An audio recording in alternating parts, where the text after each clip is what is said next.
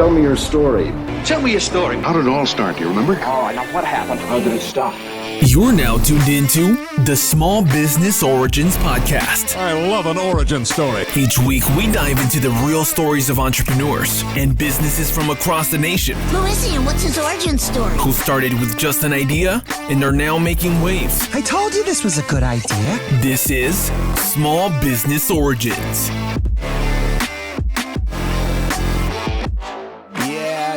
Welcome back, listeners, to another episode of Small Business Origins. I'm your host, as always, John Kelly, aka John the Marketer, on Instagram and TikTok.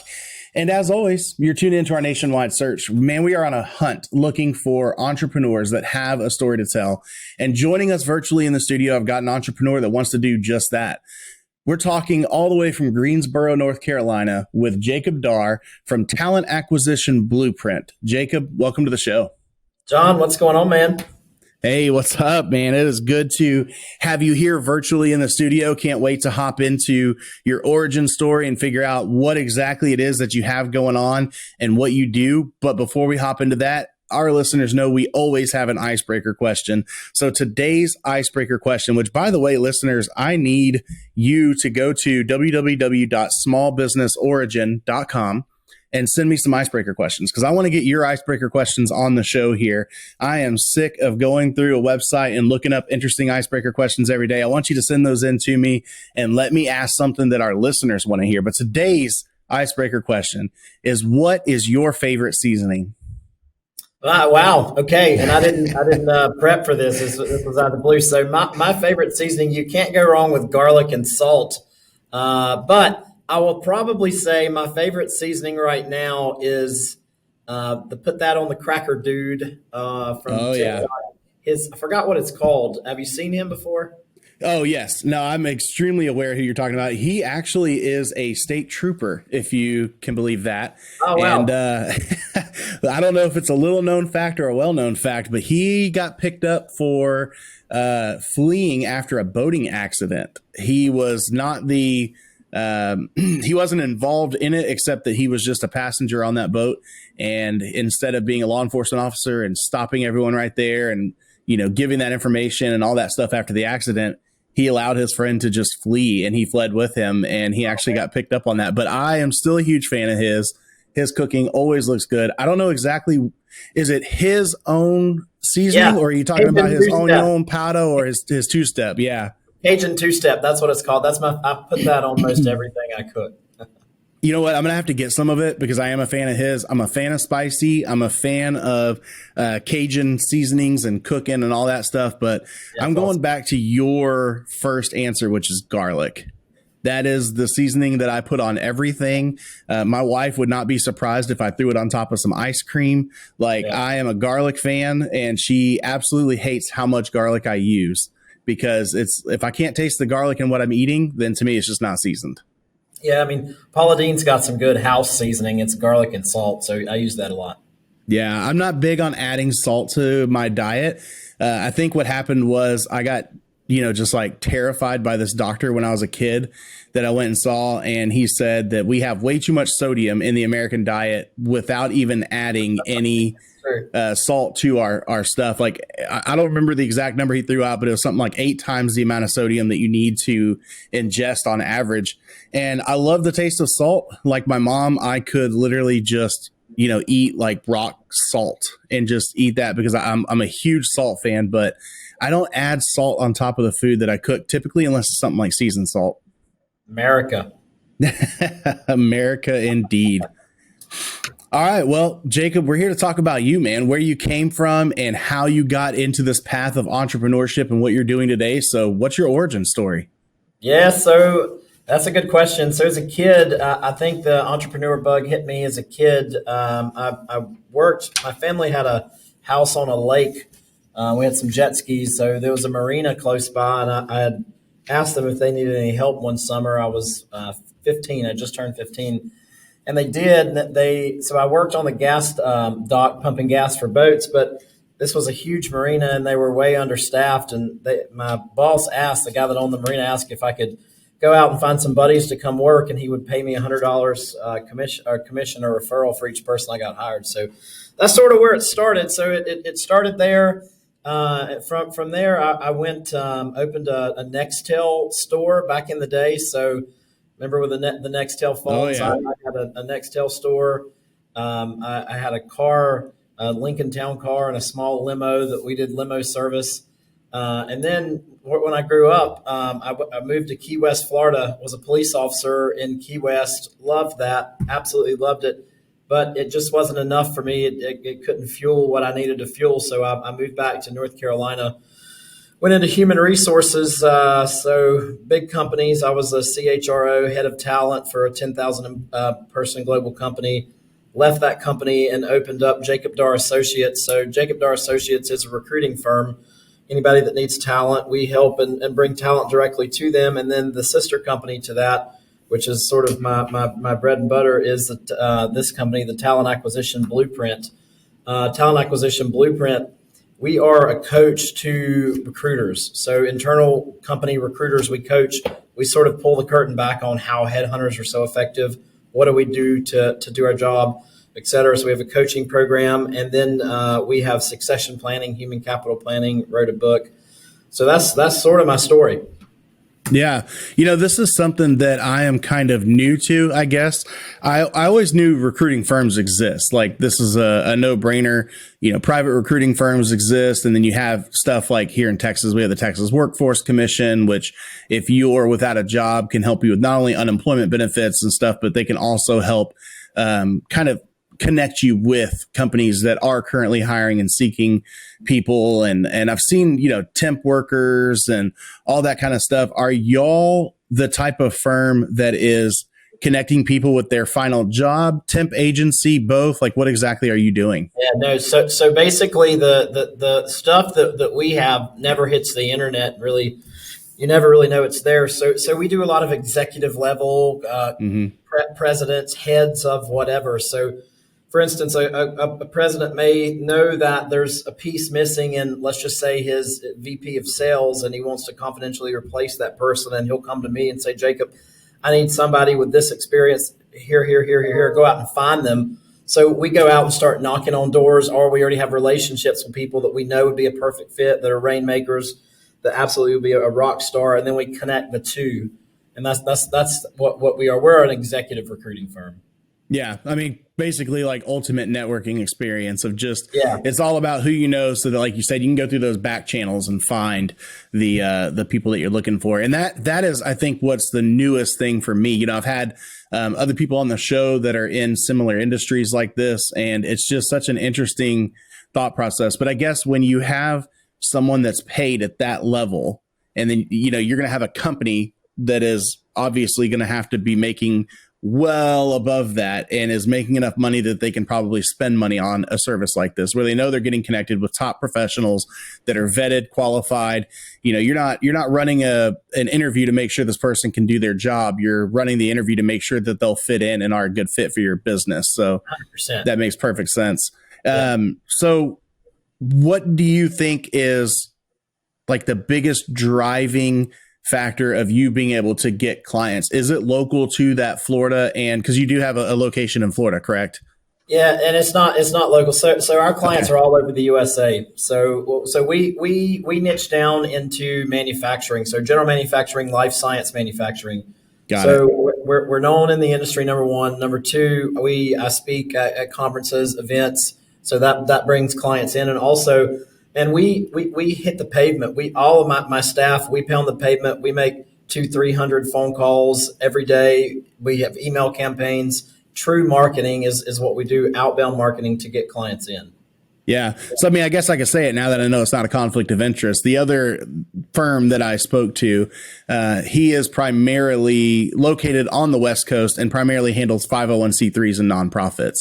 So cool. Is that kind of how y'all differentiate yourselves? Is like, I don't want to go to him if I'm in your space because you're kind of the expert in your space. Yeah. I mean, here's the thing for right. So for most businesses, the niches are in the riches, right? So for me, if you need to hire somebody, right, so you can go put an ad on Indeed and scrape the bottom of the barrel and get folks who knows if they're qualified or can be or not. But if you want top talent, you go to a recruiting firm. Let's say that you want to hire a director of sales for a life science company.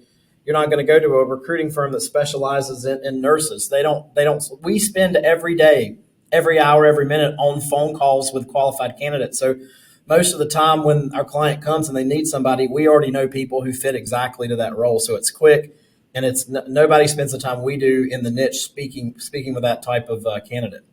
Yeah.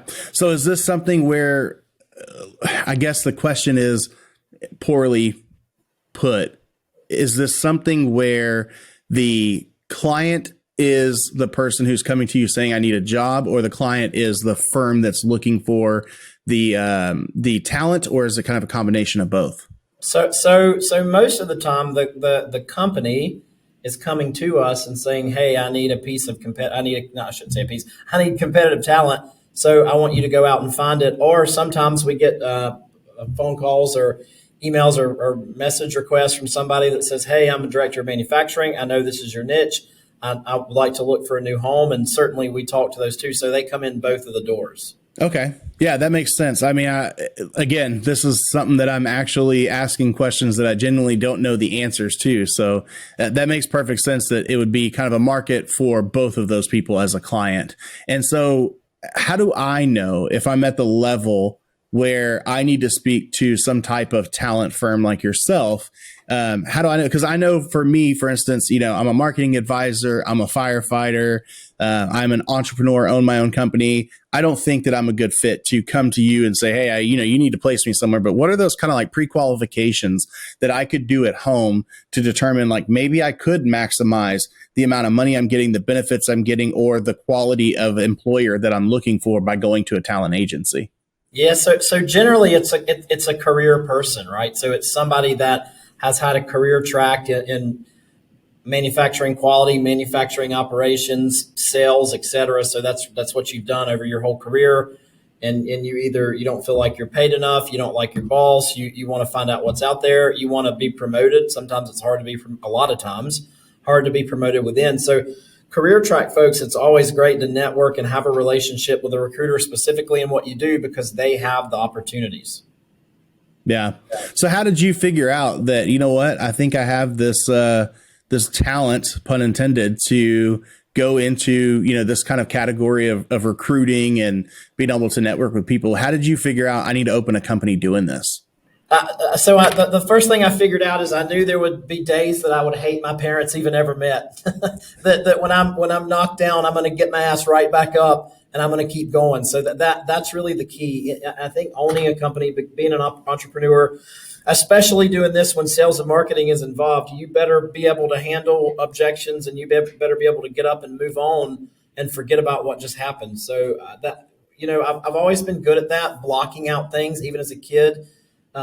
Rejection's never really been an issue. Confidence, and to me, that makes a big difference in this world. Yeah. So I guess, what does it look like from beginning to end?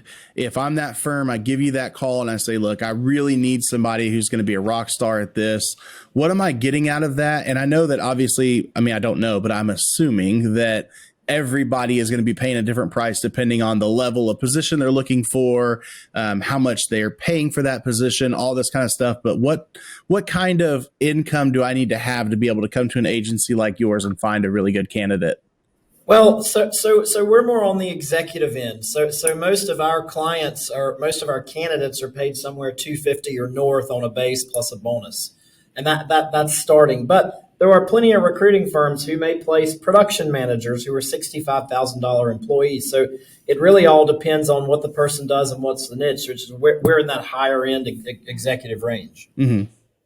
And so what does that look like as far as the whole experience of, I come to you, I send that inquiry in and say, Jacob, I'm looking for somebody. This is what I need out of that candidate. What do I expect, as far as like when I'm going to be able to interview people, how many candidates you're going to bring me? What's the process? Yeah, great. That's a great question. So what happens is when you come to us and you've got a role that you want us to work on. So we talk about that, make sure we're a good fit, get past the contract obligations, you agree to our fee, et cetera. So then we move into a discovery call to where we're asking a lot of questions, which question number one is, Imagine that you've hired this person that I brought to you. It's been a year. You're walking down the hall with them. What did they accomplish? What did they do to have a knockout, drag out year? Most of that stuff is not on the job description, so we add to it. We ask a lot of questions like that to build up who are we really trying to find. So once we've done that, then we create a list of what companies, if it's not a relocation search, or if it is, what companies would have someone similar to this, specific to industry. So we make a list of 25, 50, 100, 200 companies. At each company, what do they call this job? So what is this job title? So we have tools that we can go in and see that, mark all that down. In each of these companies with these job titles, what are the people's names who do this function? Get that information. Now that we have all that, what are these people's home address? What are these people's cell phone numbers? What are these people's social media? So it's kind of skip tracing to get all this information. So now we've got a very comprehensive list, which, by the way, this whole process we teach. This is a book I wrote, Talent Acquisition Blueprint. We teach this. This book's available on Amazon. It's cheap. It's like $7.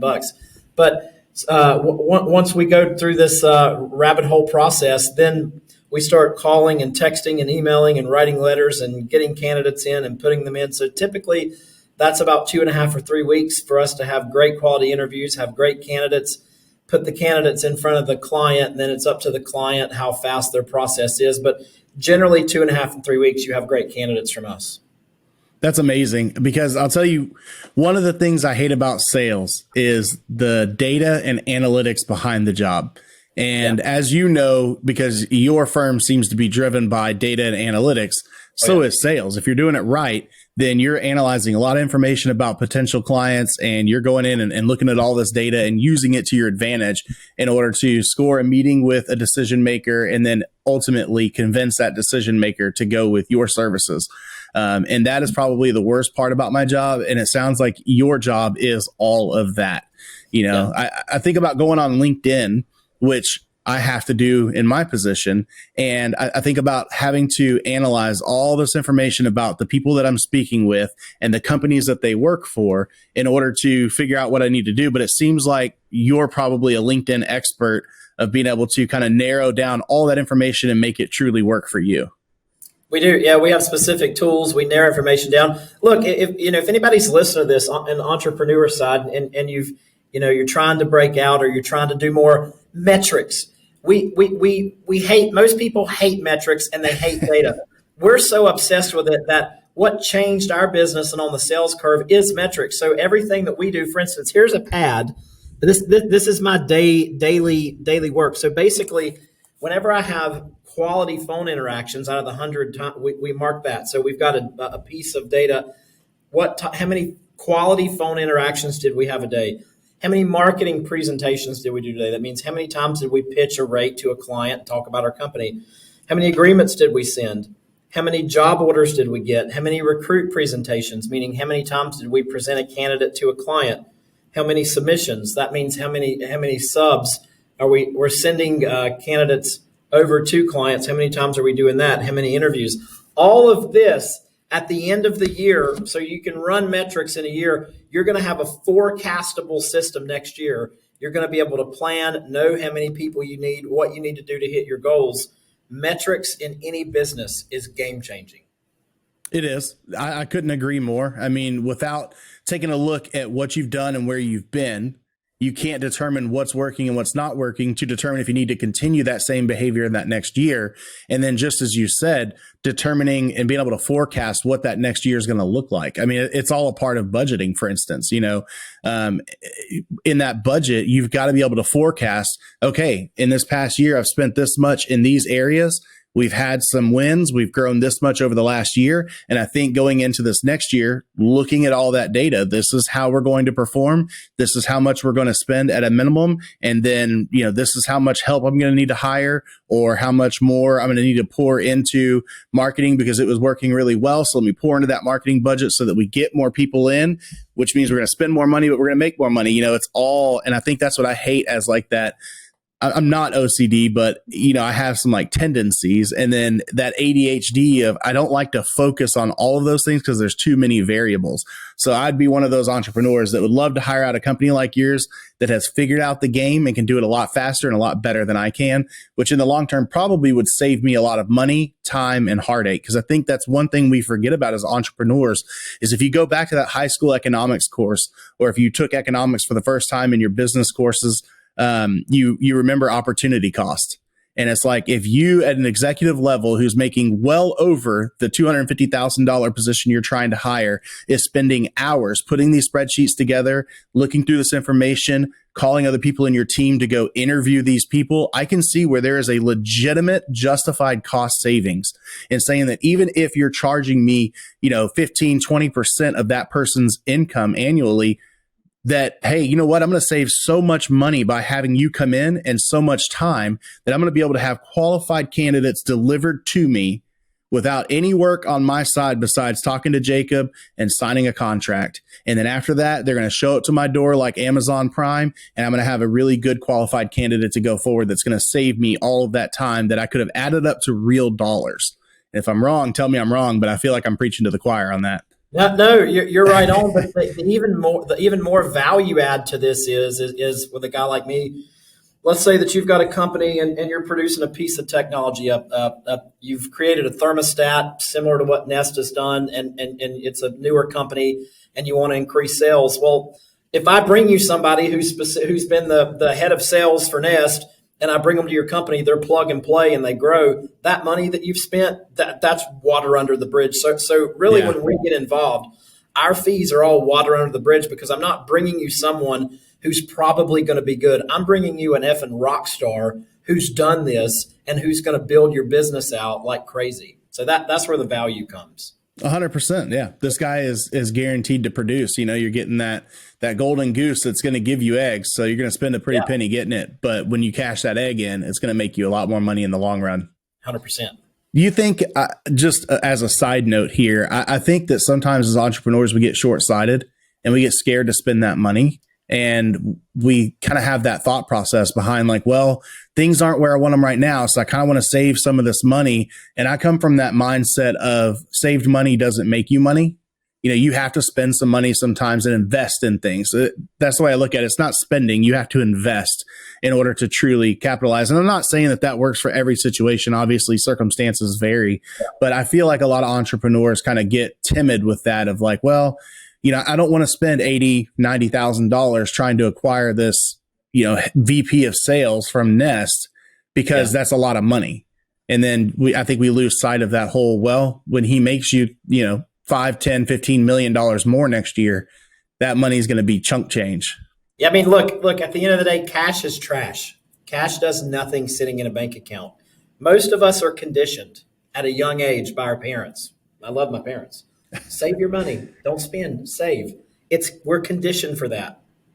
That's not the way it works. So to be an entrepreneur, the successful entrepreneurs, there's one thing that I found is in common with us.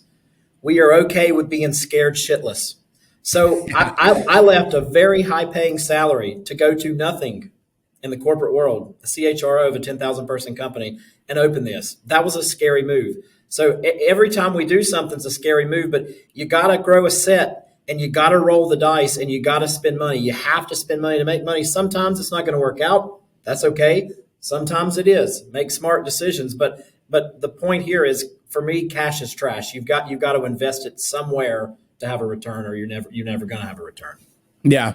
So if I've got a company and let's say it is something like that, a 10,000 plus person company, and I've got a very good, I don't know if it'd be human resources or if it would be a recruiting department, something like that, where I don't think I necessarily need to hire you out. We're in the industry. I've got a really good department that's in charge of acquiring talent for us, and they do a pretty good job at it. But I know that I'm going to need some improvement there, or maybe I'm trying to open this department for the first time. I can buy your book. Do you offer any consulting or training or anything on top of that book that can help me be a really good recruiting? That's what this company is, the Talent Acquisition Blueprint. So we have a coaching group. So, by the way, large companies with hundreds of thousands of employees still hire us to find confidential replacements or specific employees. But if you've got a great group of recruiters, you've got a talent acquisition department. We have a coaching service. So we go in and every month we're teaching content, we're deploying content, and we're coaching through. So at the beginning of the week, we're talking to the recruiters. Okay, what do you have this week? What's your goals? What do you want to do? What's stopping you? What's preventing you? And we help calibrate and fix. So in essence, hiring somebody, I relate it to a GPS. You have a GPS in your car. We are that GPS to get you where you need to get. In the world of recruiting, there's no degree, really no college for it. I've done this all my life. So we go and teach this to groups, teach this to companies, and it's very successful. That's the biggest thing for me is, like I said, this is kind of a new market for me, even though it's something that's been around forever. I've always been that poor boy, delivery driver at Domino's and jailer at the sheriff's office and firefighter on the fire truck and that kind of thing. I'm just now kind of venturing into the corporate world, still trying to finish out my bachelor's degree and finish up this stuff. I've only got like 24 hours left or something. There's no reason I shouldn't have it done already, but this world's kind of new to me. So this is a whole new fresh market. Is there somewhere I can go? Are y'all online, YouTube, TikTok, Instagram, anywhere kind of sharing this knowledge through those platforms? Yeah, we have a huge talent acquisition blueprint.com, that website. We give free trainings every month, completely free. They're awesome trainings. We have programs to get recruiters up to speed. All the content's on our website for anybody to go and hit up. There's a lot of free stuff there. Heck yeah. So if there is anything, if you could take every single large company in the world and get one thing across to them when it comes to your market, recruiting, talent acquisition, that kind of thing, what is that message that you would like to be able to tell the entire world right now? Contacts equal contracts. That means a lot of things. So in our niche, we have more contacts than anybody. So when somebody needs a specific talent that fits who we talk to, we already know who they are. And I'll also turn that around for somebody like you or anybody else. Any business, contacts equal contracts. Got to expand your network, man. You got to get with people who's bigger than you. You need mentors who's bigger than you. Look at your inner circle of friends. Who are you playing with? Who are you running around with? They better do more than you do. And if they don't, find new ones. Yeah, being in a marketing agency, that is definitely something that we live by is, being able to utilize other people's circle of influence. It's super big, like just like this podcast. That's the whole point of this show. It's not that I've got 60 million people that are listening to this show and there's just everyone's going to hear your message once you're on here. It's that when you take the circle of influence of everyone who's been on the show, and then you take my circle of influence, everyone at our company's circle of influence, Beefy Marketing Circle, and you take all of these networks, just compound interest style, it just connects to everything and then multiplies. And that is big. That is huge. It's something I've always valued personally is, first of all, I like to meet new people. I like to talk to new people. It's kind of why I host a podcast where that's what I do every single day, 3 days a week. It's awesome. Enjoyable to me to meet new people, hear their stories because we're all so different. But at the same time, I do know that there's value there. In the future, hopefully, if you have some type of marketing question, marketing need, consultation need, you're going to hit us up and say, man, I remember talking to y'all. Hey, I need some help with this. What do you think? And then same thing in the future, if I'm ever in that position, I'm going to call you and be like, man, I remember talking to you on the show. Now I'm looking for a VP of sales position somewhere and I need help finding that, and creating those little contacts. You're 100% right. Even if you don't know why you need to create that contact yet, one day in the future, you may realize, oh crap, okay, now I see why it was good to have that network. This is something that I, as director of operations at 2 different ambulance companies, I was extremely a big proponent of, let's go to these EMS conferences and let's have a vendor booth and let's do these exhibitions and show off our equipment, show off what we're doing. And in the private EMS world, it was like, I was getting kickback. Well, why? Why am I going to spend $2,000 or $3,000 sending you to another city to do a conference to talk about our ambulance firm? What am I going to get out of this? And it was like, it's not what you directly get out of it at that time. It's not that I'm going to come back and say, hey, I found you 500 new ERs that we're going to service doing emergency transports out of, because those ERs don't go to these networking conferences. But it's the point that you're with every other big industry leader and you're making connections and you're now becoming known. Because if nobody knew who you were personally and no one knew what your company was or who your company was, then how would you be able to call these people and make all these connections? Man, contacts equal contracts. That's the most. It's the most important thing. And workshops and summits, all of these compounding. It all compounds over time. Yeah, it just, once again, you reach one person, they reach one person, you're now reaching two. And when everybody just starts spreading that out to their one or two people, all of a sudden, it's growing rapidly. So I love that idea. What else do we need to get out about your company? I know you're located in Florida, and then you do also have an office there in your hometown in North Carolina. Yeah, but we serve all over the USA. So if anybody needs great talent, hit us up. If we're not the niche for you, we'll tell you that. But I know most people in all niches, so I'll be able to send you to the most reputable person for you. If you're a group that you want to do hiring yourself, that's cool. We've got free content for that. Won't cost you a penny. You can register for our free workshops on our website. If you're a group and you want some coaching, succession planning, we'll do that too. Hit us up. Perfect. Well, Jacob, thank you for being on the show today, man. It really was a great conversation. I appreciate your time. And I'm hoping that, we'll get some listeners that are going to be interested in checking your stuff out more by supporting you on those social media channels and the website. Yeah, I can't wait to help them. Thank you very much, John. Absolutely. And listeners, thank you as always for tuning in to another episode of Small Business Origins.